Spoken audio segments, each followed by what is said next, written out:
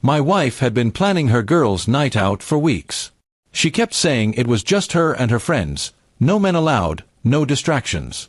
She even laughed and said, "Don't worry, it's just us ladies, no guys are invited." I wanted to trust her, so I didn't question it. Still, something about how she emphasized those words made me uneasy. She seemed almost defensive, as if she was making sure I wouldn't check up on her. The evening started off normal. She got dressed up more than usual, doing her makeup with extra care and wearing a dress she hadn't worn in years. When I commented that she looked stunning, she gave me a half-smile and said, "Thanks, but it's just a girls' night." That uneasy feeling inside me only grew stronger. After she left, the silence in the house felt heavier than usual. I tried to distract myself with TV and some work, but I couldn't shake the thought that something was off. Finally, out of restless suspicion, I checked her location on the app we had both installed years ago for emergencies. To my surprise, she wasn't anywhere near the restaurant she said they'd be at. Instead, her pin hovered over a fancy rooftop lounge downtown. I debated with myself for a long time before deciding to drive there. Part of me didn't want to know, but another part of me couldn't ignore what I was seeing. When I arrived, I parked discreetly and walked into the building. The sight that greeted me on the rooftop shattered the trust one had been holding on to. My wife wasn't with a group of women. She was sitting with two men and another woman, laughing, drinking, and looking far too comfortable with one of them.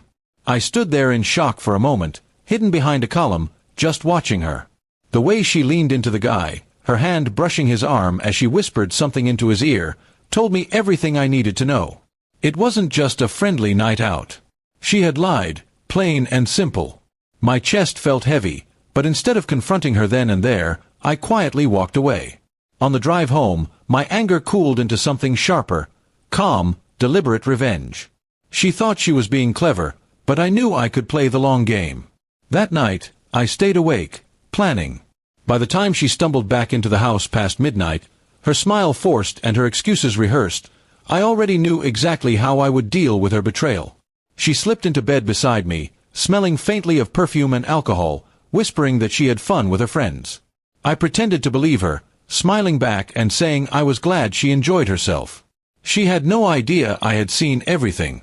Keeping silent was hard, but it gave me the upper hand. Over the next few days, I started gathering information, quietly. I pulled bank statements, checked receipts, and even confirmed with one of her friends, who accidentally admitted they hadn't seen her that night at all. Piece by piece, I built the picture of her lie. She had been sneaking around more than once, using these so-called no guys allowed nights as cover. Instead of confronting her directly, I decided to hit her where it hurt most, her reputation and comfort. We had a shared group of friends and family who thought highly of her. So, one weekend, when we had everyone over for dinner, I casually brought up the topic of trust in marriage. She smiled proudly, saying she and I had nothing to hide from each other. That's when I pulled out my phone and showed her location history from that night, right there in front of everyone. The room went silent. My wife's face drained of color, her fork clattering onto the plate. She tried to laugh it off, saying I was being paranoid, but then I showed a picture I had taken at the rooftop lounge. The silence grew heavier, the judgmental eyes of family and friends piercing through her. She had no excuse left. After the guests left, she broke down, begging me to forgive her, swearing it was just a mistake, that it didn't mean anything. But to me, the meaning was clear. She had lied, betrayed, and disrespected me. Forgiveness wasn't something I could hand out like a free pass. In the weeks that followed, I quietly met with a lawyer. I prepared my case with evidence of her lies and secret outings. By the time she realized I wasn't softening, the divorce papers were already in her hands.